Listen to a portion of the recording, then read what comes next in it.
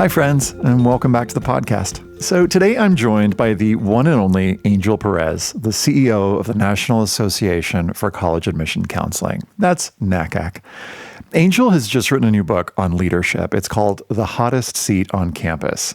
Now, even though the book is technically written for leaders on college campuses, it's got advice that's applicable for college counselors, for parents, and for students. And Angel will explain the relevance here in a few minutes.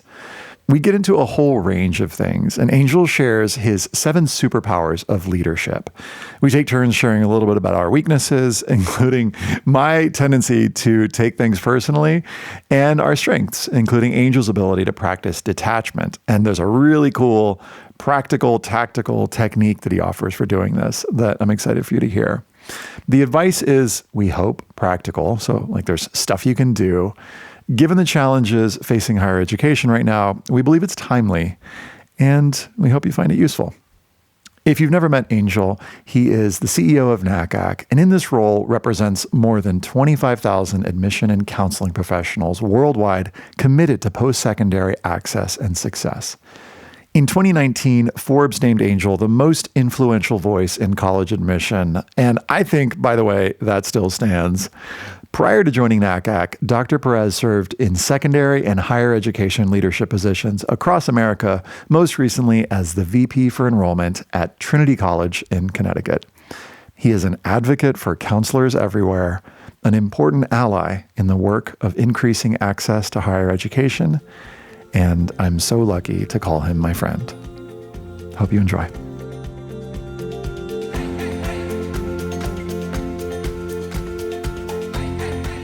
Hi, Angel. Welcome to the podcast. So good to see you again. So here we are in my little studio in my house. It's been, I think, like a year maybe since we recorded the last time. Yeah. We talked about self-care and a little bit about leadership, which is going to be the main thing we talk about today. But I just want to start with just checking in. How are you?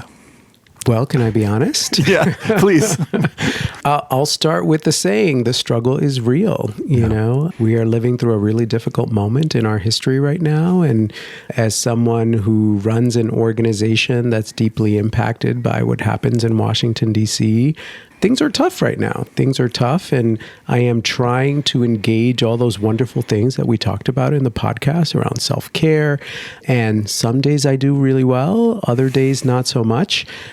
So I think one of the things that's important to acknowledge is I'm imagining that it's not just me and you, and I'm assuming for you, but that might be struggling at this particular moment. But, the way that I describe my sentiment right now, Ethan, is the body is tired, but the brain is on fire. And what I mean by that is that, I'm physically exhausted because I have been going nonstop since January. But I'm also fired up because I do feel like this is a really important moment in our history, and particularly my organization. This is our moment to step up and lead. I feel a great sense of responsibility, but I also have to go back to those self-care practices, which I care deeply about, and I know we're going to talk a little bit about that as well. Yeah. So our theme is leadership in challenging times, which, as you've noted, this is that. First, I want you to set context. You've written a book, which I'd just love for you to just let folks know a little bit about. What is this book? Who is it for? And why'd you write it? Sure. So the title of the book is The Hottest Seat on Campus. It's actually coming out late summer, early fall, hopefully by conference. It's published by Harvard Ed Press. And it's a book written first and foremost for either sitting or aspiring deans of admission. And the inspiration for the book came from the fact that I was having so many conversations over the past 5 years that I've been in this role with admission deans across the country who they themselves were really struggling. And the theme I kept hearing over and over again was joy is not the word I would use for this job. And that made me really sad because I did that job for a long time and I felt an incredible amount of joy, even though I also, as you will read in the book, had many, many struggles while I was in the job. And what I started to realize, especially as we went through COVID, as we went through crisis, as we are going through this particular moment in our history, that the old leadership playbook is not going to set people up for success in the future. And so I actually took time to interview deans of admission across the country who I thought were doing extraordinary work and were leading well. And so the book is basically a book about leadership, but basically what I'm going to call new superpowers. That's not the subtitle of the book, but a way to think about how to, one, choose a deanship, because I think that's really half the battle. But then once you're in that role, how do you set yourself up for success? And what are some of the ways that you can lead in crisis, for example? What are some of the ways that you can care for yourself and use particular leadership strategies? So I'm really excited about it. And the other thing I wanted to mention is while the book is written with deans of admission in mind, because it's my lived experience, really if you strip the title admission off of the subtitle of the book, this is really a book about leading in today's world, which is extraordinarily complicated. Why do you feel like this is especially important right now? I think it's really important right now because as we are seeing, the world is shifting right before our eyes. I think a lot of, again, the phrase that I would use here is that the old leadership playbook that many of us grew up with has to evolve because the world is moving very quickly. I think we are living in an age where there is so much anger, there's so much outrage. And one of the things that I'm a firm believer in, but also have been the recipient of, is that when people are angry at the world, they usually do take it out at organizations where they feel they have a sense of control. We are seeing this on college campuses right now, right? When students are angry, they take it out on the administration or they want the university to do something. I have been on college campuses where faculty want the administration to do something. And I've also been at NACAC for 5 years where, when things have happened in the world, our members want us to respond in a particular way. And so that creates an extraordinary amount of pressure on leaders. Yeah. But also, we are living in really divided times. And I think it's really difficult to break through all of that noise, find some sort of consensus if you can. And the other piece that I think about, and this keeps me up at night all the time, is with all this noise and constantly responding to crisis, how do you continue to move your mission forward? How do you make sure that you are meeting the goals that you have set for your organization? If you're constantly responding to crisis, you're not moving the organization forward. So again, it's going to take really different kinds of skills in order to succeed in today's leadership roles. And I do want to mention, Ethan, because you and I throw the word leadership around a lot, and I like to define that for people, that I think leadership is a mindset. It's not a position. It does not mean you run an organization. It doesn't mean you're the president or a dean or the director of college counseling. To me, it's you lead your family, you lead your students, you lead a department, whatever it is. Leadership to me is more of a mindset. So again, I want to make sure that as many people feel included in this conversation as possible. One of the things that I love that you wrote in an article that you wrote recently, which we'll link to in the show notes, is this quote from Justin Trudeau, this is from a few years ago at the World Economic Forum. He said, "The pace of change has never been this fast, and it will never be this slow again." I appreciate that. Can we take a pause there, though? Because when I first read that, it really blew me out of the water. Yeah. And it depressed me a little bit. Again, in the spirit of why are we talking about this? Because this is so true. I think all of us feel like, when is it going to go back to normal? Mm-hmm. The answer is actually never. The pace of change is going to continue to evolve. And so how do we learn how to function in that kind of pace and still care for ourselves and still move organizations and goals forward and. Let's get into this. In this article, you shared some of these superpowers, these qualities that you believe leaders need to embody. Start us off with the first one. What's this first quality that you feel like is important for leaders to work on? Yeah. So the first one it gets very operational to a certain extent. And for me, I want to share that the superpowers I have become really passionate about because I have personally experienced them. And I've also personally experienced what happens when you don't practice this. Mm-hmm. So the first one is the power of solitude. Mm-hmm. I think the world is so incredibly noisy. Leaders are called upon to constantly respond, react, engage, put out fires, talk to constituents. I mean, the to-do list is so endless. If you do not figure out ways to find quiet and solitude, you are always going to be reacting. You're actually not going to be leading, and you're not going to actually be making really good decisions. There's actually research by scientists that talk about the fact that when you spend time in solitude, when you spend time in quiet, you actually make better decisions. And I have experienced that myself. I think the first couple of years in this job, I did not do a good job of that. And I was constantly going. It led to burnout. But one of the things that I do now is when I have really difficult decisions to make, or things are going, what feels like 1,000 miles an hour, I actually intentionally try to find places to be quiet and be alone. Now, sometimes that's really difficult. Sometimes that means like 10 minutes, closing the door in my office, meditating and being quiet, because I know I'm going to go into a really difficult meeting or situation. But I also have found that it's in that quiet and solitude where I actually find the answers to the problems. So that might be, I went out for a long run by myself in nature, and it's like, oh my gosh, the answer was right there all along. But if I'm in my office, I'm constantly surrounded by people. And in this job, which by the way, I have to say I love, despite the challenges, I'm constantly surrounded by people, sometimes thousands of people. You can't really make good decisions that way. And so for me, the power of solitude is so important. And that means different things to different people. I'd be curious to see if you find time for solitude yourself. But for me, it's I wake up every morning, I actually meditate.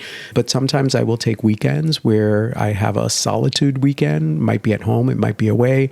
Or again, sometimes it's those 10 minutes where I just close my door and sit in silence. But it's so critically important, especially because it's so noisy out there today. Yeah.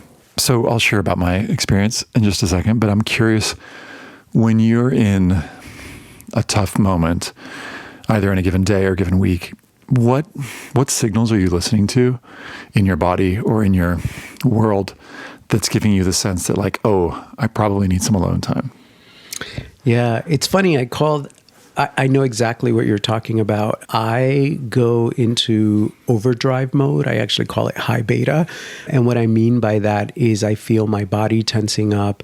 I just have like this extraordinary adrenaline rush, but not in a good way, in the sense that I just feel like I'm on overdrive here. I'm not thinking clearly. I'm just going from the next thing to the next thing.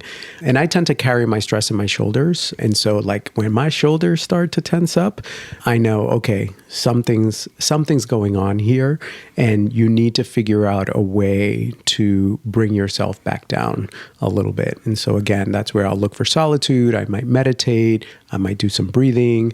To be 100% honest, I was there earlier today because we got a letter from the Department of Education that was quite stressful. And so I found myself just getting wound up. But instead of, immediately reacting, I spent time really trying to bring it back down a level, meditating a little bit and thinking about what is the right response here.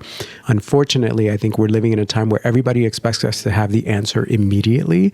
And, my team would tell you this, that there's a lot of times where they'll bring things to me and I'll say, I'm going to think about that and I'll tell you about it tomorrow. Now, sometimes it's a crisis and you have to respond immediately, but most things you can say, let me think about that.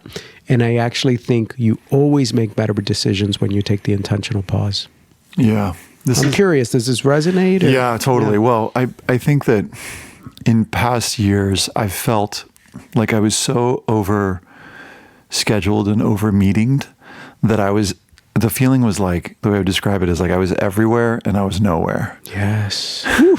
That resonates deeply. Yeah. And so hearing you say this, I'm so glad this is the first one, because I'm like, I'm not perfect by any means on any of these, but this is one where I was like, I need more of this in my life. And so if you look at my calendar, it says from 9 to 12, it says deep work, which I think we're going to talk about today, but it's 3 hours of just alone time. And it's a time for me to, right now, I'm reading a lot. I'm going through this book that I mentioned to you before we started recording, Immunity to Change. And I'm spending a lot of time reading and thinking and writing, frankly, because I'm in a big, like, usually January to May-ish is like a writing time for me. So I think that among these, I think this is one that I've gotten better at over the years. And I'll say that, like, setting this time aside to be on my own and to just think or to just write has transformed my life. And I think that I'm in a privileged position, being able to, like, do that. And I don't have, I've got a situation, where I'm able to actually do that. But yeah, you said 9 to 12 and I was like, #goals. And part of that is the way that my role has shifted at my organization, where I'm, I have a leadership team that can, do the operations, do a lot of the things, and I can do the things that I like to do best, which is, like, writing and creating. Let's get into the second one. Okay. So, the art of detachment. What is it, and how do we find it? Yeah, this is a hard one, but it's so incredibly important for anyone these days to learn it. And that's really the fact that we have to learn how not to take things personally. And we have to learn how to have a healthy distance from situations, especially at work. I would say in life, but here let's talk about work. I learned this during my time as a dean of admission on college campuses. A lot of people don't realize that it's actually a really contentious role because you have so many different constituents you need to please. And oftentimes you're not pleasing a lot of people on campus and you're a highly visible figure. And so there were many times where I found myself in situations, whether it was with the coaches or whether it was with the faculty or the alumni, who weren't happy about some of the policies that I was implementing or changes that I was making. And I would say, I would almost define it as vitriol that was coming my way. And I had to learn over time to remind myself that when anger was coming my way, whether it was through email, whether it was in faculty senate meetings, that people were talking to my position. They were not talking to Angel Pérez, the person. And so I actually have a practice when I'm in really difficult situations or in meetings where people are just sort of, throwing anger my way, which, has happened a lot in my career. I actually float above the room. I have this practice where I imagine myself floating above the room and becoming an observer. So you want to be a participant, but you want to be an observer at the same time. And it's an incredibly healthy way to detach from the situation where you're present, you are taking things in and you're listening very carefully, because I also think when people are angry, it's usually because there's fear involved. And so you have to sort of get to the bottom of that. But it's really important that in order to go the long haul, to stay in these roles for a long time and to engage this in a healthy way, that you learn to detach. And there's lots of different ways that you can do that. But I find it's incredibly important, especially today, because we are living in an age that I would call the age of outrage. And I've actually read a book about this recently. But everyone's angry and everyone's outraged. And at some point, as a leader, the outrage will come to you. I love this. I love the image, too, this practical thing. It reminds me of advice I got once in a men's group, of all things, where we were preparing for a roast, where we were going to, like, be doing a roast each other. Roast each other. Okay. And the facilitator said, here are 2 tools you can use when someone's throwing stuff at you. Is you can imagine that there's a shield in front of you. And then the other thing you can imagine is you are just air and it's just passing right through you. That's right. Whatever the thing is. That's right. But so here's my question. But I want to acknowledge, because this is a practice. Yeah. I want to acknowledge, I think a lot of people listening will say, how the heck do you do that? It is a muscle to be worked, just like you go to the gym. I did not do this when I was 22. Right. And there were many years where I took everything personally. I lost sleep. I was angry about everything, because how could that person treat me this way? Yeah. And now I realize that the only thing I can control in life is my reaction. Right. And so if I don't allow that stuff in, I love in Jay Shetty's book. Jay Shetty, as you know, was one of our speakers at NACAC. He wrote a book called Think Like a Monk. And I love one of the quotes in his book. He's actually quoting a Catholic monk who said, there is no testament that says that we have to be offended by the way people treat us. And I read that in the book and I was like, yes, more people should really think this way.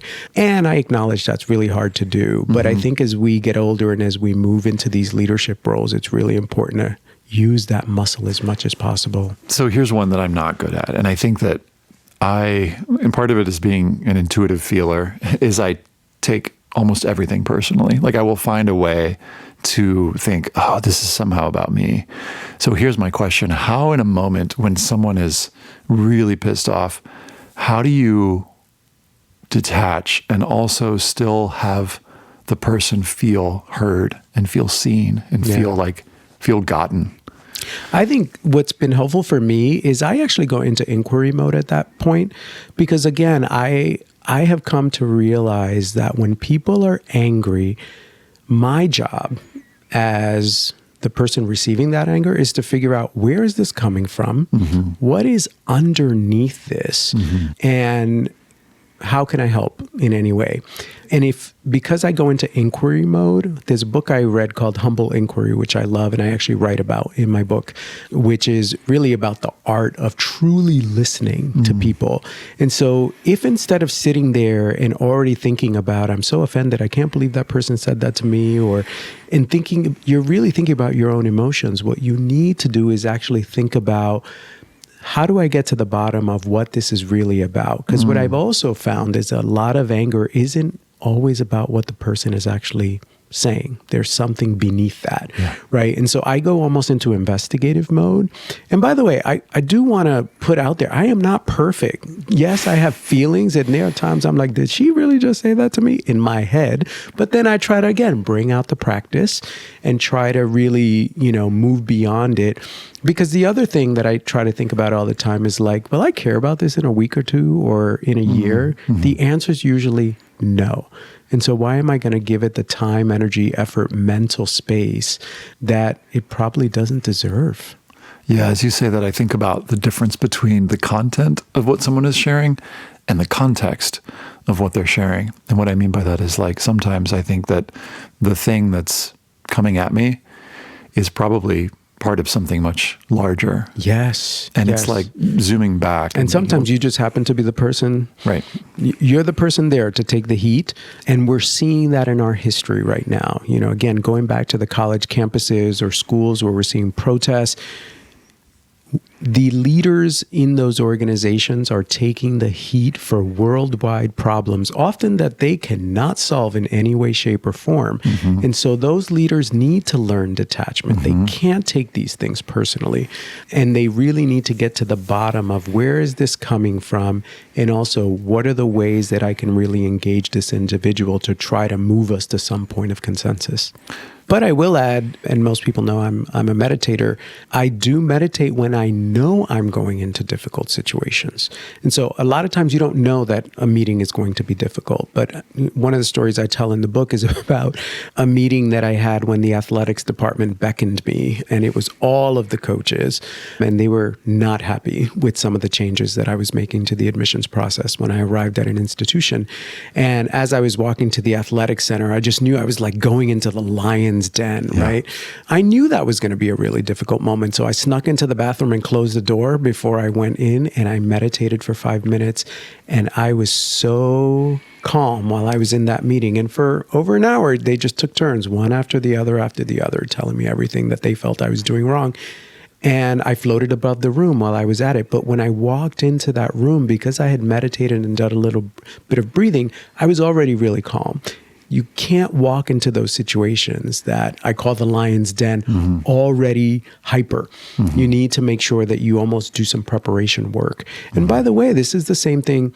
If you're a school counselor, you know when an angry parent is coming your way. Mm-hmm. If you are a dean, you know when a staff member might be angry. You can prepare yourself before you go into those meetings. That's part of being intentional. Mm-hmm. Great. What's the next one? So the next one is inspiration through inclusivity. And what I mean by that is that the old model of leadership is, I am the leader. This is what you need to go do. Right. Go do it. Right. Yeah, that doesn't work anymore. No? No, not so much. And as most of us who grew up in that era know, it also doesn't feel very good. Right. And so I am a huge believer. I love this quote: people will support what they help build. And so the leaders of today need to inspire people towards a goal, a movement, a mission.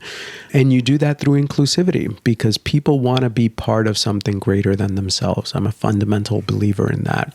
So you don't go to a new organization and say, this is what we're going to do. You can go to a new organization and say, here's the vision. How do we get there together? An example that I'd like to use is when I got to NACAC, one of the things that I did is I pay very close attention to organizational culture. Mm-hmm. I'm a big believer. Peter Drucker, the management guru, said that culture eats strategy for breakfast. And if you have a culture that sucks, your organization is not going to thrive. Mm-hmm. It's just proven. And so moving into a new organization, I felt really strongly that I wanted to build a really healthy, positive culture. But I didn't come to the organization and say, so we're going to have this really healthy, positive culture.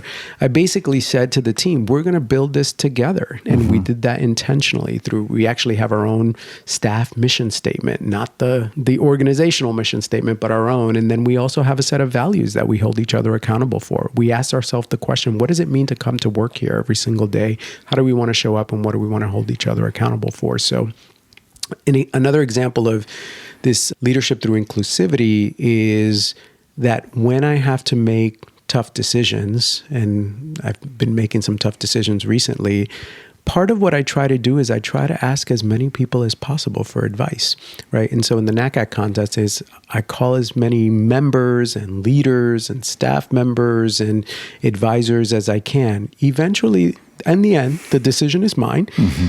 But I want to make sure that as many people feel included as possible. And then when I'm done with the decision, I explain my why to everyone. Mm-hmm. I think the way of doing it in the past was like, well, the leader said this is the way it is, or this is the decision.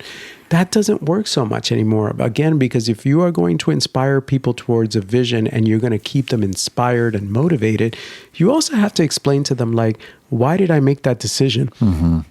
Especially if you disagree with the decision. We're living in an interesting age. People are not, definitely, there's very few decisions I make on a daily basis that everybody agrees with. Mm-hmm. But I try to explain as much as possible along the way. So this notion of inclusivity is so important, and I'm so sad that so many leaders get it wrong. I make up that explaining the why was something that you had to learn the hard way. Yes. I just wonder if were there, and this is kind of a leading question, but were there situations where you didn't explain your why? Yes. Oh, it throughout like a lot of my career. And here's the thing. In the absence of a narrative, people will create their own. That is the lesson I learned over time. And so I realized that if you don't explain the why, people are just going to create whatever story they have in their mind, and then you're not going to be able to move forward. And so there were a lot of times, especially when I was younger in my career, because by the way, I grew up with a different generation of leadership. And it was like, well, the dean said you're going to do it that way, so that's how we should do it. And so obviously in my earlier years, that's how I thought about leadership.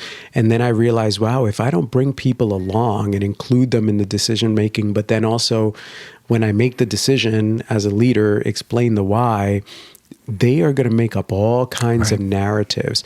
And I will also mention, it's really hard today with social media, like the narrative can get so out of control so quickly. And so, again, it's really important to include as many people as possible. Yeah, it's one of the things I'm present to is when I think about the process of like getting, input from a bunch of folks and then sharing it out and then sharing the why, it takes time. And sometimes it takes oh my gosh. A lot of time. Sorry, I said the oh so deeply because it's resonating so deeply with me right now because I just went through that for the last few weeks. I mean, it takes sometimes days and days and days, but it's time well spent. It is time well spent. Yeah, I can't help but name this African proverb that's like, if you want to go fast, go alone. If you want to go far, go together. Yeah. And I think about that a lot, about situations where I've tried to just go fast and not explain or not get input and just sort of make the decision for some anxiety of like, either real urgency or manufactured urgency, where I thought a thing just needed to, let's just make the call here. And how many times it's blown up in my face. Yeah. And I am not perfect. I am learning. I will tell you that every single supervisor that I have ever had, including college presidents and NACAC board chairs. The one criticism they've always had of me is, Angel, you move too fast. And not everyone moves at your pace. I get the same. And you always have to remember to bring people along. And so I would like to say that I'm doing a lot better at it and I have evolved over time. But if I could go back in time, especially when I was a dean of admission, I would have gone a little slower and tried to build a little bit more consensus. Because again, and it doesn't mean everyone's going to agree with you, but at least people see the direction you're moving in and they feel like they were at least included in the conversation. I want to share an image of this, the way that I'm resonating with this on a kinesthetic, like physical level. There was an exercise that I did as an actor as part of a physical theater workshop where we took turns. Imagine that there are 8 people and let's say I'm at the front and everybody else is behind me. And the exercise was I have to move in such a way that the 7 people behind me can mimic my gestures. And so I couldn't move so fast that they couldn't stay with me. The idea was that we were going to be moving in sync and in unison. And so I would have to move at a certain pace so that I was literally physically bringing them along with me. And then the cool part of the exercise is we would kind of turn the corner and then someone else would be at the lead of the pack. And it was their turn to move at a certain pace that allowed them to bring everyone along with them. But I think about situations where I've moved too quickly and I know that my move was too fast or I've skipped steps where I didn't explain sort of my thinking along the way. It just sort of, I do this. I sort of assume people are in my head and assume that there's like that my logic is their logic. But I have this image in my head of like a flock of, birds, sort of like, well, if you're the person at the start, you can't just bank right without, giving folks a heads up. Well, but in the same, I want to take that a step further and talk about operationalization, which is always like a heavy word. But the other lesson that I learned the hard way in leadership is you have a vision and you're like, okay, let's go. This is what's going to happen. You have to have a whole team of people who are going to make that happen. And so if you're moving super fast and you make a decision, all right, this is where we're going, and you haven't consulted what could be some of the challenges, what could be some of the barriers, you might end up in a roadblock and you might end up failing as a result. And so again, this is where including people in the beginning is probably a better idea. And again, I'm not saying I always get that right. I can almost hear some of my staff members listening to this and saying like, yeah, last week, that's not what you said. But it's a lesson I've learned the hard way and I've been really trying to implement. Well, let me ask a hard question here because I say it's hard because I wouldn't want to be asked this question personally, but so how do you know when it's time to get input and when it's time to just make the call? Like what's happening for you internally in those moments? I love this question because I've really evolved in my thinking around this. It's important to get input in the beginning, but it's also really important that you don't get into what I call input paralysis, which is you get so much advice and you're trying to get everybody's opinion under the sun. All the cooks. And by the way, they're all going to be conflicting in some way, shape, or form, that you end up in a paralysis state where you don't know how to move forward. And so I think, knowing who your core constituents are, in my organization, it would be like, okay, if I'm thinking about hosting a particular event, well, who are the component owners of that who might be able to give me some advice? But in the end, you have to make the decision. And I will say, going back to solitude, I think it's always really important to sit in silence with yourself and make the decision, because in the end, you are the one that has to live with that decision. I will tell you that there's been many times in my career, including recently, where I have made decisions that have gone against all of the advice that I have received. Does it make me a little nervous? Yes. But in the end, I have to be first of all, as a leader, you own the decision. And so you have to be comfortable justifying it. But I will tell you this, Ethan, where I feel like I have had some of the most difficult moments of my career is when I went against my own sort of, what's the word that I'm thinking Spidey of? sense? Yeah. No, that's it. Intuition? Like, my own intuition. And an example I will share, I won't say where or when, but I hired a person who I knew from the minute I interviewed, this was not the person. But everyone else on the committees, even though this person was reporting to me, kept saying, oh, this is the person. And I didn't want to disappoint all these people. And so I hired this person. They were a disaster. And it was a very painful year for me. And so that was one of the moments where I said, you know what? You got to go. You got to trust your gut. You got to live with the decision. What's the next one? All right. So the next one is the art of self-management. Yeah. And, we've been talking about a lot of heavy stuff, and there's a lot of wear and tear on the body and the mind and the soul as a result of these jobs. And what I have learned over time, and by the way, the impetus for writing the book was that people were not taking care of themselves in these jobs. And you and I have talked a lot about this. We've done podcasts on self-care.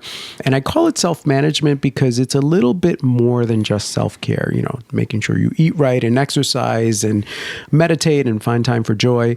But I think it's really that in the world we are living in today, these jobs can really consume you and take you over in a way where you almost lose your own identity and you almost lose a sense of self. And so for me, I think it's really important that leaders today really figure out how to manage themselves. What are the guardrails that you are going to build around you? What are the things that are just so sacred to you that despite what your schedule says or despite what crisis drops, you're always going to make sure that you do? How are you going to make sure that you prioritize yourself? And detachment, by the way, is a part of this. I felt detachment was so important, like I had to have a whole different section about it.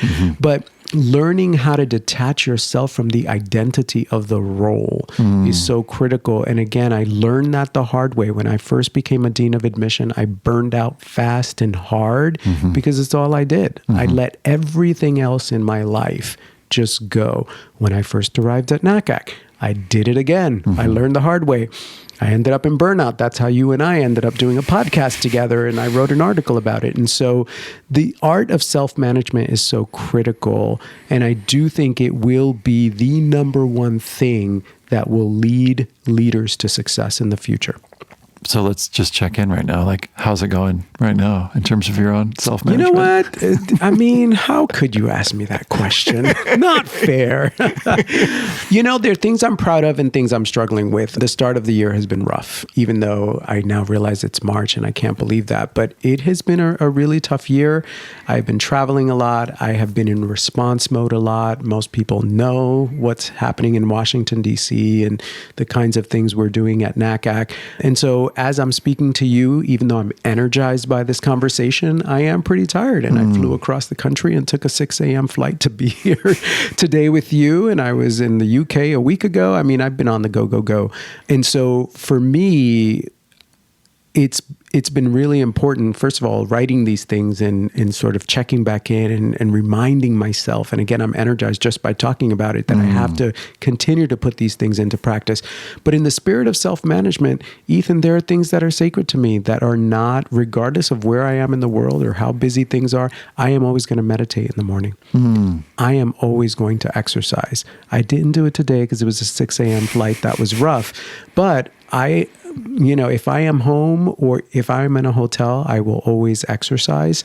And I have guardrails, I will not take meetings after a certain hour. When I am in the office, I want to make sure that, my schedule is blocked in a way where I can do some deep work, which we're going to talk about in a little bit. So despite all the noise and the fact that things feel really intense for me right now, and I am in that high beta mode and my shoulders hurt a little bit, I still am trying to do the things that keep me grounded.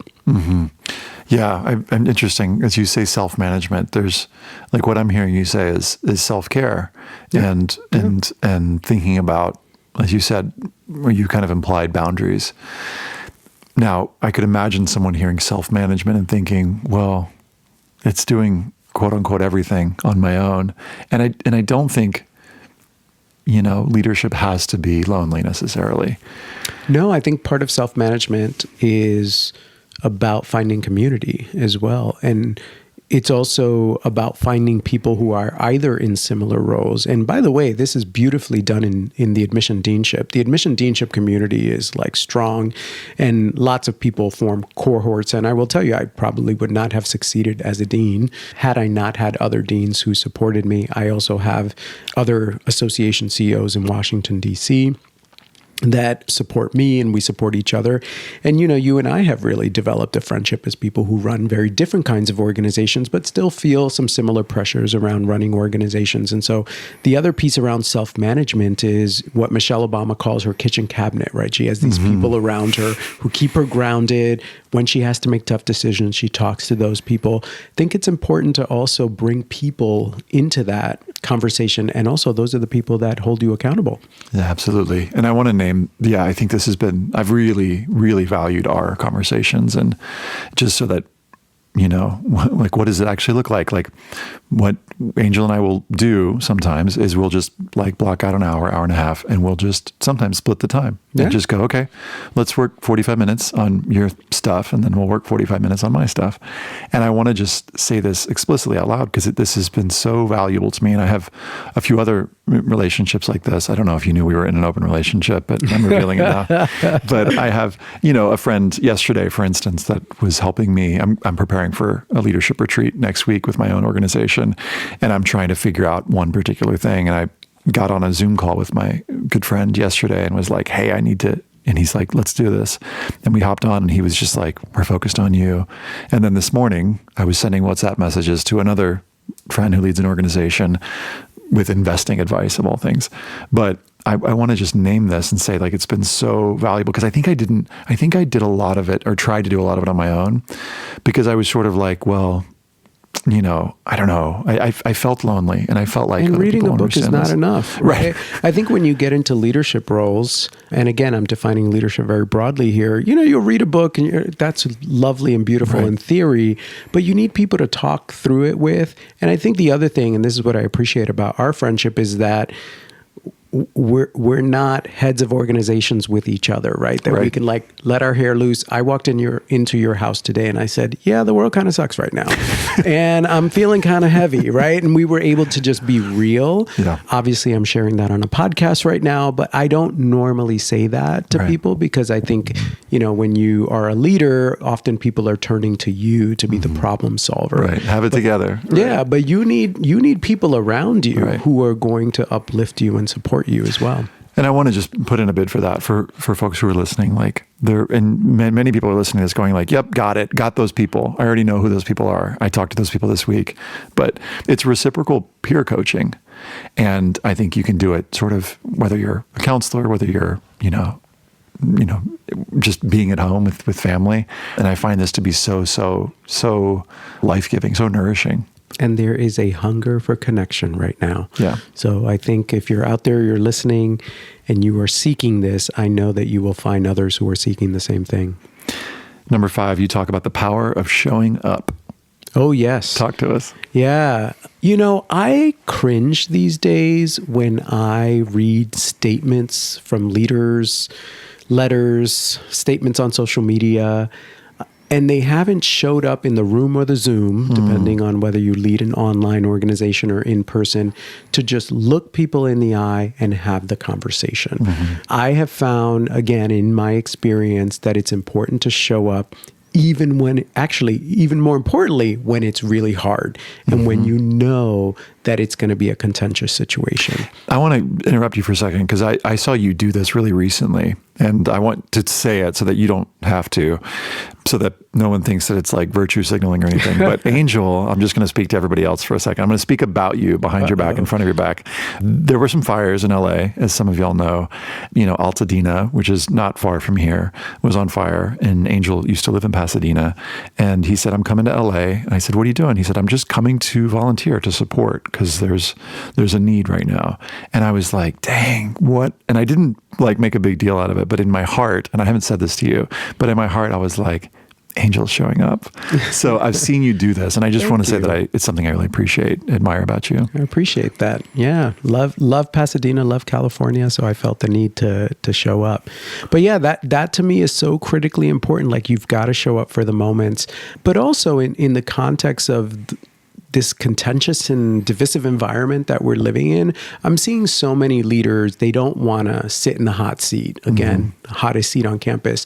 And so they'll send an email or they'll send a representative to go and, meet with groups. What happens when someone sends a representative? What have you seen happen, either in your experience or you've witnessed rage climbs. The rage climbs. And to be fair, sometimes you're not able to avoid the rage. You may be walking into situations, and again, I've done this many times, where everybody's going to be angry. But I will tell you that they may not say it to your face, but people respect you for showing up. It's like, wow, that person showed up, even though they knew this was going to be hot. Lots of experience on that front on college campuses. Certainly have had experiences with this at NACAC. And so to me, I want to remind people that one of the best ways that, first of all, you can bring down the temperature is by showing up. Because my other experience is that a lot of people will say things on social media that they will not say to your face. And so it's really, and the other thing is that showing up humanizes you. Oftentimes, when you are a leader, people only know you through when they see you on a podcast or when they see you on stage, or maybe they see you at a staff or faculty meeting. They don't know you personally. When you show up in person, it does sort of humanize you, and people are often reminded that's an actual human being. And so I just really believe in the power of showing up, especially when it's hard. I want to name something that came to my attention through a guy named Jim Detmer from the Conscious Leadership Group, where he talks about showing up in a slightly different way, but he talks about it as it relates to leadership. And one of the questions that he asks, and he's got a whole book on this that we'll link to in the show notes, but is, can you reliably show up in such a way that your very presence creates transformation? And the idea here is that there's a way that we can show up as humans with one another and be in presence with one another, that just that presence can start to shift the room. And one of the things that I think part of like doing the inner work is being able to be and hold, folks call it holding space, but being able to sort of relax into the larger trust and a larger sense of like dropping in. Sometimes folks call it dropping in, but being in such a way that someone goes, okay, I can look you in the eye.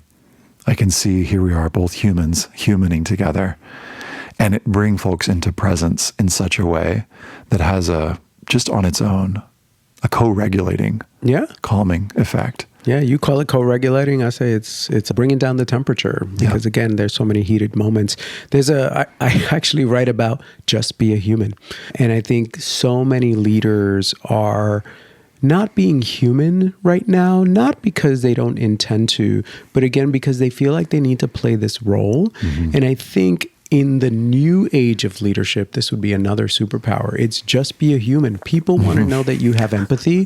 People want to know that you have struggle. One of the things that I do after I make a difficult decision is I also let people know that was really hard. That was a really difficult decision. I struggled with that, and here's the why. That people want to know that you have empathy, that you have deep concern, that you struggle as well. I think it's one of the reasons, you and I do a podcast about self-care or burnout, and we put ourselves out there and say, yeah, we struggle with this too, and thousands of people want to listen to it, right? Because we're just trying to be human. We're not special. We just happen to hold these roles, but we're just like everybody else. The way I talk about it to the coaches that I work with at CEG is like, we need to be the calm in the storm. And I don't mean we always need to be the calm in the storm and that every single interaction needs to be totally calm.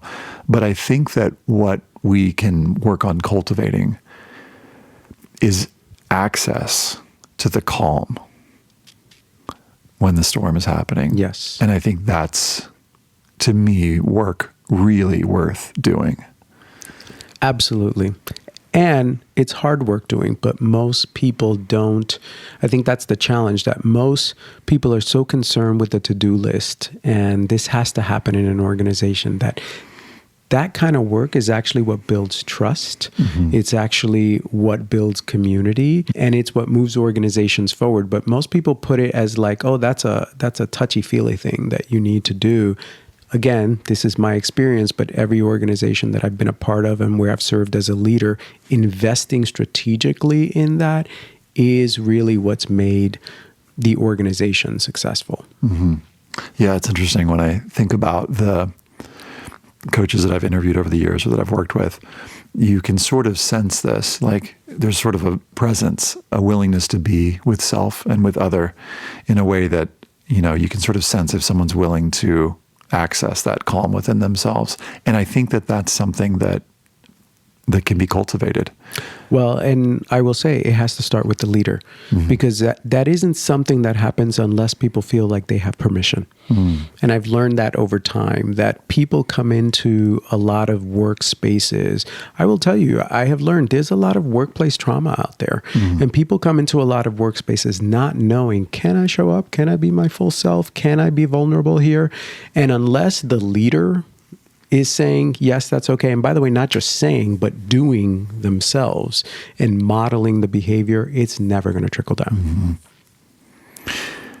We've mentioned deep work a few times. The deep work hypothesis, this is from Cal Newport, is this: deep work is becoming increasingly valuable at the same time that it's becoming increasingly rare. Therefore, if you cultivate this skill, you'll thrive. How do you think about deep work, and how has it become important in your life? Yeah, well, first of all, kudos to you, because you introduced me to Cal Newport. I didn't know who the guy was, and now I'm his number one fan, or maybe number two after you. But, have read his book, Slow Productivity, and have become a fan of deep work. And in today's challenging leadership environment, where you're always being asked to react, respond, do, what I'm realizing is that if you don't set out time to do deep work, and for me, deep work means writing, thinking, strategy, maybe it's creating content or thinking about what are some of the things that I want to produce in the next year, or writing a book. That was deep work as well. You're never going to move things forward. Again, you're always going to be in reaction mode. Mm-hmm. And I will say, this is a relatively new thing for me. I would say probably in the last year and a half. I was not someone who did a lot of deep work, or when I did, it was in the sidelines, which means it didn't happen very often. Mm-hmm. But now I dedicate time to it. I have time on my calendar. Usually it's Mondays and Fridays that I have deep work days where it's like, okay, that's when I want to write the article, or that's when I'm going to work on the strategic plan. Or for me, deep work could also be like board presentations. Like, what's the story that I want to tell to the board, and how do I want to inspire them to move along with me? So anything that requires really like what I call heavy level thinking and strategy. But what I found is that if you don't plan for it, if you don't put it on the calendar, it's not going to happen.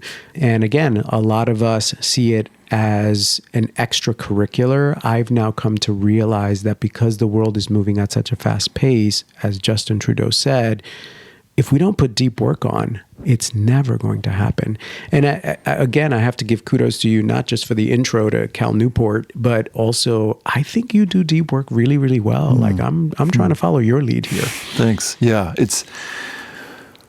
I appreciate that affirmation. It's something that, again, I think there's like a privileged position that I'm coming from, where I've got enough folks that I'm working with who are working on different parts of the thing. I imagine a counselor listening to this and going, how do I do that? I just can't do that. Yeah. That's just not realistic for me. Yeah. And so what I want to say, and actually I also know that there are exceptions to this, because I know counselors, high school counselors in, public and charter schools, who are also able to find time to do this. There's a little article that we'll link in the show notes to this. It's like maker time versus manager time. And that's a little bit what we're talking about here, that there's certain things that you just need to block out time, and you need to just, be boundaried around it. But what I want to say is, like, as an experiment, a way that you could try this would be potentially to go, okay, for this hour at whatever time, one day a week, I'm just going to shut my door, and I'm going to just protect this time have no meetings and just see what happens, see what that's like. And again, some people were like preaching to the choir here and they're like, yep, I totally do that. After, my lunch hour is my hour. Yeah. And I just want to just suggest it as an experiment, 1 hour a week to just see what would that look like and what could potentially happen during that time. Because like you said earlier, those insights, those moments, the time to just slow down, to think, for me has been absolutely transformational. So much so that I got greedy about it. And I was like, could I do this every day? Could I get away with that? Yeah. And it's gotten to the point where, I feel really protective of it. And like you said earlier about a different point, it's a muscle that has to be built, because I was meeting, 12 meetings a day, just back to back to back to back. And you look at that was my Wednesday. So let's talk about that. Well, we've got different jobs now, but I also held it as a badge of pride, to be honest. Yes. I think if I'm honest, I would hope that sometimes when I was screen sharing that people could see my Google Calendar, because they would see how busy I was and look how important I am. But so it takes a mindset shift, because we shouldn't be proud of that. Right. And I do think I want to double click on what Ethan just said, because I'd like to challenge every single person listening to really think about your calendar. Even if you're working in some of the most hectic environments, there is some control that you have. I think for so many years, I made the excuse that I just don't have control. I just don't control my calendar. And now looking back, I'm like, I could have found an hour. Even an hour a week to start with, right? And I worked at a high school. A lot of people don't know this about me. I worked at a public high school in New York City for several years. And so I know what it's like to have kids at your door, banging down your door and saying, Mr. Perez, I got an SAT question. There are ways that you can also, again, create the boundaries and the guardrails. And maybe that means not doing it in the building. That hour might be somewhere else. So I really would like to challenge everyone, because it has been transformative for the both of us. Yeah. Well, there's a whole separate thing we could talk at some point about boundaries. And I know that I've been worse with boundaries in the past. There were times when I was working on weekends and working at nights and texting with, students or, and there sort of were no boundaries. And I sometimes joke that like you do it one way until it gets too hard, and it got too hard. And so I struggle with the boundaries thing. So I'd be delighted to take some lessons.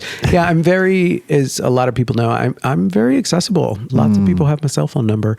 And so, which I love in some ways, again, because I want to be able to have that access to NACAC members and to our community. But that also means text all weekend, all night. And so that's one area I'm putting some boundaries around, especially love the do not disturb button on my phone. But sometimes I wonder, like, how do I get better at this? So I'll take any advice you got. Well, yeah, it just actually makes me curious to like dig deeper for a second. Is like, what's wrong with that? Like, why is that actually a bad thing? You mean the like, constant texting? Yeah, just that people have this access to you and that you're texting on weekends. I think the access piece isn't the part that bothers me, because again, I grew up in this community, and so I know the community so well and consider many people in the profession friends. It's more that I think something happens when you get a text at 9 p.m. on a Saturday night, that if you've had a day where you've kind of shut it down, it's really important to take mental breaks. It's really important to have time when you're just not thinking about the work, because I think you come back at it more refreshed. You come back at it, and all the research study shows this, right? Like you actually make better decisions as a result. And so for me, I think I'm trying to figure out how do I find a little bit of healthy distance. And really the only way that I've been able to do it now is through some digital detoxes that I will intentionally say, okay, on Saturday, digital detox, the phone is on do not disturb. It's in the room. I don't look at it. Sometimes I'll let some of my staff members know, like, hey, if you need me, it's not going to happen that day. That's the only way I've done it. Yeah.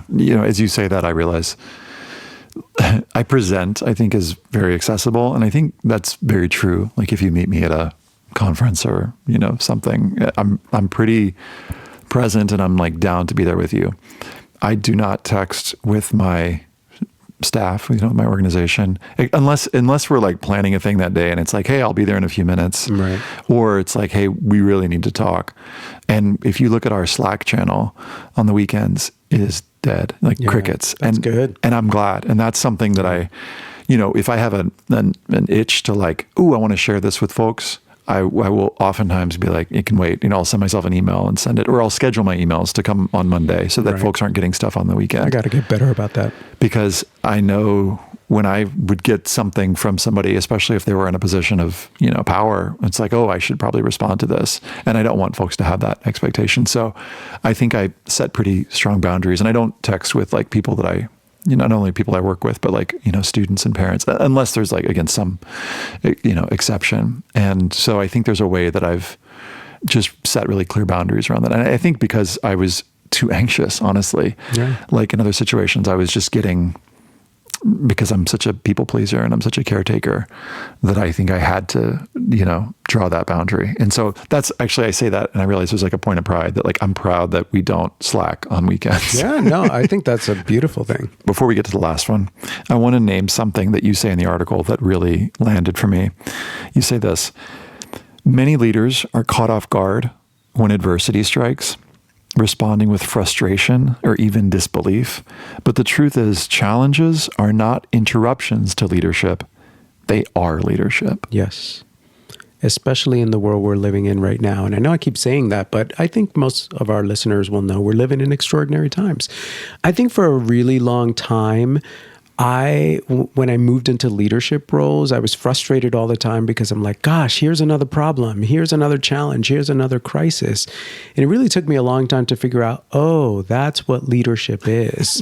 But I think so many of us we need to do a mindset shift. So that's a big one for me, that if we shift our minds to understand that leadership is the crisis management and the problem solving. I've said this to some of my leadership team members. I said, if I were to strip away all of your titles and give you all a new one, it would be CPS, Chief Problem Solver. So I now wake up with the mentality that every day I am going to work and I am going to solve some really, or maybe not solve, but be presented with really meaty, chunky problems. And that, to a certain extent, that is what I am here for. And if it doesn't happen, then it's like, oh, wow, I'm actually surprised when that doesn't happen. But when you shift your mind to believe that that is your number one function and role, all of a sudden when it arrives, you're almost excited, right? You're like, oh, here it is. I was expecting you, I mean, these days, I'll be honest, I'm like, could we just go a little slower on the crises? I don't need them every day. But I think it shifts your mindset. And the other thing that's really shifted my mindset is I now ask myself, instead of saying what I used to say, which is, why is this happening? Mm-hmm. I now say, what can I learn from this? What am I here to learn? Because I now realize that I am a stronger leader today because some of the adversity that I faced as a leader, a younger leader. And so now I just go into this mindset that I think I'm being prepared for larger, chunkier problems that are coming. Yeah. And this is just a training ground. So I think more leaders should adopt that mindset. This is so good. And I'm going to invoke my acting training again with something that my acting teacher in grad school actually said to me, which was, he said, when you go into an audition, and it's a high stakes situation, you can sort of like go in and shield yourself and hope that nothing goes wrong. And then what ends up happening invariably is like someone that you're reading with forgets a line, or somebody makes a sound, or something gets dropped in the corner and it kind of throws you all off. He said, instead, I want you to go in and I want you to expect something to go wrong in the audition. Yes. Just expect it. So then when it happens, you're like, oh, there it is. There it is. Yeah. And second, well, this is now the third theater story / example, but there was a director who every time he would lead a dress, he would do an invited dress rehearsal. So a dress rehearsal, for those who aren't in the theater world, is when you invite people oftentimes from the outside who are like friends and family to come and watch, hey, this is our final practice before we're actually going to do this, quote unquote, for real. And when he would bring people into the dress rehearsal, because it was sort of the actors were nervous because this was the first time they had an audience, he would intentionally have the lighting person mess up the first lighting cue. Nice. So that something would go wrong initially, And then the audience had that expectation of, well, this is a dress rehearsal. And so what it did is it sort of set everyone at ease, where they weren't holding the expectations that everything had to go perfect. And the analogy here for me is like, I think we can prepare folks for this as well. So not only hold ourselves with something is going to go wrong, but to just equip folks with that awareness and to say, something's going to go wrong. Yeah. Let's expect it to. So when it happens. I wish there was an equivalent of that for like leadership school, or MBA school, or PhD school, because again, I think if we had adopted that mindset earlier in our careers, something is going to go wrong. Yeah. And if it doesn't, lovely. Right. But if you go in, it's almost like you're expecting it. And when it arrives, I love the, same thing you said, which is, oh, there you are. That's my mindset now. Angel, how do you keep an organization moving forward when it feels like you're, as you've said, putting out fires a lot of the time? Yeah, I think I first want to acknowledge that it's hard and a lot of people are struggling with it right now. But I think there's a couple of things. One is you have to come into work every single day reminding of what your mission is. And at NACAC, it's a little bit easier. And the reason why is because when I get off the elevator on the 4th floor of our building, the first thing that hits you when you walk in is the mission and the vision of the organization. We did that purposefully. We painted it on the wall. We want people to know why we are here. But I think there's some practical things that you need to do. One is you need to build a strong team, because sometimes the leader is the person maybe putting out the fires, or is the one responding to crisis or media or so on and so forth. So you need a really strong team who has bought into the culture, who's bought into the vision. And so I'm very fortunate that we have that at NACAC. But then there's some practical things I think that you can do as well.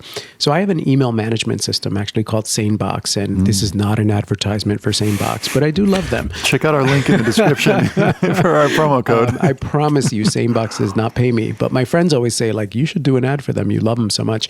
But it helps me to manage my email. And one of the things that I do is there are 2 emails that pop up the first of the month. I have it programmed. They will pop up the first of the month, and it's the same thing that I see every month. The first is the first day letter that I wrote to the membership at NACAC. What did I say I was going to do? And I ask myself every month when I read it on the first of the month, am I on course? Am I doing what I promised I would deliver on? The second is every year the board has goals for me, and the board has goals for the organization. And we have organizational goals as well, staff goals. Those pop up on the beginning of the month, every single month. And so it sounds really simple, but it's actually really powerful, because on the months where I feel like we're off, I'm like, oh, whoa, we need to course correct. I haven't done anything to move us in that direction yet. And it's already the 3rd month of the year. And we have goals, tracking systems, things like that. But I think constant reminders is really important, because the distractions are so loud that it's really easy these days to just not move in the direction of what you said you were going to do.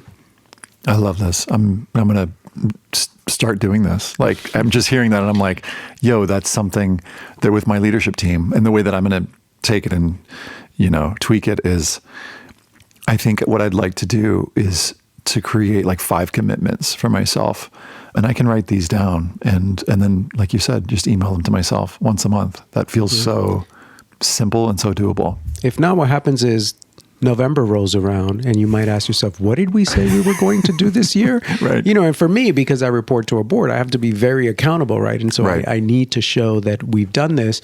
But I also think it's powerful because you can actually bring your whole team along in doing that, and everybody could feel accountable, because it's important also to move the organization forward, that everyone feels like they have a role to play in doing that. Yeah. And there's a way that we do that with our objectives and key results, like with our OKRs. They're woven into like our weekly check-ins. We use software called 15.5, also not an ad, but just the software that does this. And as folks are doing their weekly check-ins, did I do the things that I said I wanted to do? Right. There's like, hey, and to what extent am I moving forward on my objectives, the things that I set out at the start of the year? What I like about the word commitment is I think there's something a little more vibes about it. Like it's a little bit less like, am I hitting my numbers? Am I hitting my targets? And a little more like my heart commitment. Like, how am I bought into, like you said, the larger enterprise, the larger thing that we're doing, the part of this that that is asking a little bit more of me as a human, that feels really, really good. There's a thing that we do that I think I don't know if I've told you about this, but a thing that we do in terms of our leadership team, when we do performance reviews, we do it fly on the wall style. Mm-hmm. And so I joked earlier that I was going to talk about you behind your back in front of you. Like that's how we do our reviews. So we will gather in a room and we'll be doing Devin's review. And we go, okay, Devin, we're going to do your review now. And the three of us will talk about Devin as though he's not there while he's there. Okay. And we will check in with like what level spicy does he want? Medium, mild, or, or hot. Oh, I like that. And we will basically say, and we speak about him in the third person, and we do this over Zoom. And we go, here's the thing I think Devin really needs to work on. And I don't know if he's really looking at it right now. And when you say three people, is this Devin and his supervisor, assuming you're not the supervisor? So it's four of us who sort of like, we're sort of... Because this is unusual to have performance evaluations who are more than one person. Yeah, well, it's more of a 360 situation. So, got it. Okay. So we've got, each of us are sort of writing these for one another. Got it. And it's sort of discussing the 360. And we do it for half an hour. We set a timer. And then once the timer goes off, we quote unquote let him into the room and we check for impact. How was that? What did you notice? What resonated? And it felt super edgy to try to do this. We've done this 2 years in a row now. And we were like, this could go bad, wrong. Yeah. But it's actually been incredibly connective and an opportunity for us to be even more transparent. And, you'd think it would be vulnerable for the person sitting outside the circle, but it's actually pretty vulnerable for the people who are doing the sharing. But it's a little one that in terms of like culture building, it was one that I thought of. I don't know what you said that made me think of it, but it's a fun one. Well, you're doing something right, because one thing that I'm in awe of your organization, if you don't have a lot of turnover, it really is extraordinary. And so there's something about the culture you've built that really lends itself to that. So. Yeah. I mean, I think part of it too is that we're young in a way. And, we don't have sort of like anything that's had time to be like entrenched or sort of, but talk to me in 3 years and we'll see. Don't worry. I'll keep you honest. I'd love to talk about this phrase, I don't know. How do you relate to when you're in a situation and you're being asked to know and you just don't know? Like, how do you handle that? This is another thing where I've evolved over time. I think in the beginning, when I took on leadership roles, I felt like, oh my God, I should know everything. And now I'm actually in a very different phase where I realize the leader should know everything. If the leader knows everything, there's You said shouldn't, right? Should not. Yeah. Yeah, let me be clear. The leader should not know everything. Right. If they know everything, there's some serious micromanaging going on in the organization. And there's just no human possible way of knowing everything. And so I am actually very comfortable saying, I don't know. I will even say this during a board meeting where someone asks me a question and I will say, I actually don't have the answer to that, but I know where to get it, and I will get back to you on that. I think it's really important for leaders to be vulnerable in that way. It also empowers your staff. And so one of the things we do, this is like NACAC insider speak here, but at our board meeting, we have our boards sit together. But then my leadership team actually is in the board meeting as well. And by the way, I have come to realize that that is not necessarily a normal practice, but I feel that's really important, one, because I want them to observe and understand everything that's going on, but also because it takes the pressure off of me knowing everything. Yeah. So when the board asks something about policy and advocacy, I turn over to David Hawkins, who is our Chief Education and Policy Officer, and say, why doesn't David tell us about that, right? So it takes a little bit of the pressure off, but I think more leaders need to be comfortable saying, I don't know. And you can really get yourself into a lot of trouble trying to wing it and pretend like you know. That's where you lose trust. Yeah, I'm so with you. So let's just do a little self-evaluation moment in terms of these 7 superpowers that you shared. And I'm going to repeat them for folks, just for folks who like taking notes, who are like, what were they talking about? We've talked so far. Actually, let me give you the question ahead of time, and then I'm going to say them. And I want to ask, the question is, which of these you feel like you could kind of pat yourself on the back and be like, yeah, I've got that one locked in, and which is the one that you're like, that's the one I hope to work on, and a year from now, you hope to have made progress on. So I'm going to repeat them here. Solitude, the art of detachment, inspiration through inclusivity, mastering self-management, the power of showing up, deep work, and shifting your mindset. Which one have you got locked in, feeling proud of, and which one are you like, that's the one I want to work on most? Yeah.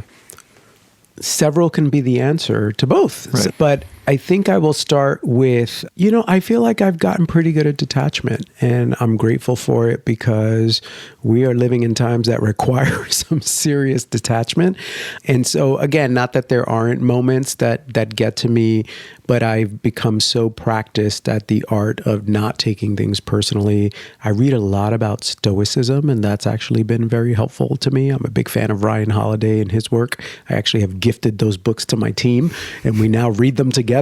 And actually, we're sitting in a room with a Stoicism quote right here from Marcus Aurelius. So I know that you're a fan as well. And so I think through my own study, philosophical study, but then the practice, I think that's the part. Again, it's never going to be 100%, but I feel pretty good about that one. Mm-hmm.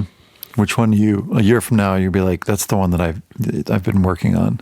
I'm going to say two, so I'm going to cheat here. One is deep work. My schedule is highly interrupted. And so while the deep work is on the calendar, it gets interrupted a lot. I'm proud that I push back as much as I can, but there are a lot of fires that I put out. And so I want to do more deep work because when I do it, I get to produce at such a high level. And I think the organization benefits, our members benefit. But then the other piece that I think it will be a lifetime commitment, which is self-management. I think caring for ourselves and having healthy practices and doing, setting boundaries, all of those things, particularly when you're in leadership roles where you are being pushed in so many different directions, are really challenging. So I'm really proud that I've been able to practice some things that I'm really committed to, but then I fall off the wagon on other things. And so I know you and I hold each other accountable for those things sometimes. So a year from now, I'd like to say that I've continued to build that muscle. Mm-hmm. So I'm curious, what about you? Like I said at the start, I think the deep work one, I want to pat myself on the back or, give myself a toast or something, because I think I've done that one to a large extent. I'm doing as much as I would like right now in terms of deep work. I don't want to be like, let me take 6 hours a day. No, the 3 is great. I think the one that I need to work on most is, again, coming back to that quote of if you want to go fast, go alone. If you want to go far, go together. I think there are times still, speaking about inclusivity, where I want to sort of muscle the thing up the hill on my own. And I really need to just ask myself, what is this about? What's driving me? Because it's usually some form of anxiety or some form of, like I said, manufactured urgency that doesn't actually exist. Or I'm just sort of telling myself well, I need to do this, or, there's some sort of extra efforting that kicks in. And I get kind of I would call it I'm the oldest of 5 siblings. So kind of big brother energy, not big brother like the government, but I'm kind of well, I'm going to do this. I'm just give it to me. Yeah. And I sort of kind of steamroll and I kind of push the thing forward. And I think it's not good for anyone. It's not good for me. It ends up being sort of not just not productive, but sometimes counterproductive. And I think I can leave folks feeling a little bit not bought in is the word, but not included, and sometimes not heard. And so I think that's something that I really need to work on. I think it's the thing that I hope to say a year from now, that I had fewer instances than the year prior where I was just sort of being well, I'll do it. I wonder if shifting your mindset would help. One of the things that's helped me, and again, I'm not perfect at it, but I shifted my mindset around this because I too like to move very fast. Yeah. That when you shift your mindset to, I need to test these ideas with other people to make sure that I'm not making a poor decision here, it helps you go a little bit slower, because oftentimes I used to come up, and probably still do, with all kinds of ideas that are not great. Yeah. Or that there is a train wreck that is coming, and someone on my team is saying, like, you're not seeing this because you have blinders on. You're so excited about this idea. Here are some of the things that you sort of need to think about. And so I've come to appreciate moving a little bit slower, but before I used to think about it as like, why aren't they excited about this idea? I'm just frustrated that they're not coming. Get on board? On the bus, people. And now I realize, especially because I have a team that I've worked with for a long time now, and they all care so much about the organization and the mission that I know that they wouldn't want to do anything to put the organization in jeopardy, that when they push back on me, and they do a lot, they do it out of care. And I think having shifted my mindset around that, again, doesn't make me take it personal, but sometimes it makes me slow down, and sometimes it makes me go, that is not the hill I want to die on. I'm going to let that idea go. Yeah. And as I hear you say that, I'm like, there's some part of me that goes, wait, no, but I do this sometimes. And that's true. There are times when I definitely do get buy-in and ask for a lot of people, but it's just like, there's sometimes something that clicks in where I sort of go, it's going to take a force of will to get this done. And I'm so here for it. And I'm sort of like wanting to like exercise that force of will and wanting to like that. I hear pride. Yeah. Like I want to, I mean, it's sort of like, well, it's almost like I want to like exercise this muscle where it's sort of like I can, show my, I don't know what it is, my ability to execute things or something. And I think that's something that I really need to look at is like, what's driving that, I think we all have a piece of it. So I think this resonates deeply. So at the end of our last podcast, I said to you, what a year from now would you like to be able to say that you are better at or that you've shifted in your life? And I said the same thing. And what you said, because I just listened to it, was you wanted to be better at schedule management and you wanted to be better about saying no. And I said I wanted to have a regular workout routine with cardio and strength training. So check-in time, accountability time. How are you doing as it relates to schedule management and saying no? Yeah. So I'm actually proud to say that both are better. They're definitely not where I would like them to be. But major shout out to my assistant, Helen Hernandez, who has really helped me with schedule management and really tries to help me put in time blocks for deep work and all of that. This year has just been so chaotic that it's been really challenging to stick to the intention. And so that part is where I need to work a little bit more. The saying no is also something that I'm so excited. I am saying no more, but I am not saying no enough. And so that is a work in progress. But I am excited that like I say no on a more regular basis now than I ever have before. And every time I do it, it's almost like I get a little endorphin, like, yes, I did that. Because it's actually really hard for me to say no. Same. My check-in is I am proud to report that I have a coach now that I work with once a week. Nice. I do too. Do you? Yeah, we work virtually, which is really great. And so I'm playing pickleball. So and he gives me exercises during the week. So on a good week, I do them 5 times a week. On a so-so week, I'll do them 2 times a week. So I would say that I'm like 50% there with that one. In terms of cardio, I'm playing pickleball 3 times a week. So that's feeling like pretty good, pretty locked in. Cool. Yeah. And sometimes even 4 times a week. So I would say that I would give myself like, if I'm being hard, I would give myself like a C+, but maybe I could be generous enough to give myself a B- in terms of like, because I really wanted to have something every day. So I'm feeling called in to like renew that commitment and to be like, no, actually, I'd like to be getting an A in a year, but let's do a new one. So what would you like to say a year from now when we do this again, that you have shifted in your life? What's changed for you a year from now? I don't know about change. Maybe that's not what I'm going to lead with, but the immediate thing that I thought of when you asked the question was that a year from now, I would like to say I was the calm in the storm. I do feel like we're living in a storm right now, but in order to get through that, like I keep thinking of the word equanimity and, peace and stillness, that in order to get through that, you do have to find a way to be still and to be quiet and thoughtful and meditate and solitude, all of that. And I also think it's not just on a personal level, but also from a leadership perspective, that I do think a leader's job is to be the calm in the storm. And I think this year will test all of us tremendously. And it's an intention I'm setting. And I'd love for you to ask me this question a year from now and see how we did. Mm-hmm. And I'd actually love to get, maybe as preparation, I'll ask people around you. Like I'll ask your staff I'll do a little poll and be like, hey, to what extent was Angel the calm in the storm? Yeah. And they'll be honest. So. Angel, thanks. Thanks for being here and sharing time with me. I'm really grateful. It's always so fun to be here. Good to see you, my friend. Thanks, friends, as ever, for listening. You can catch the show notes at collegeessayguide.com/podcast.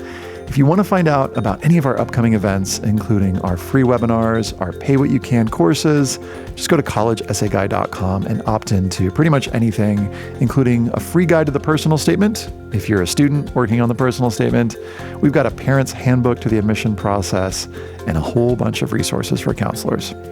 Thanks again, and stay curious.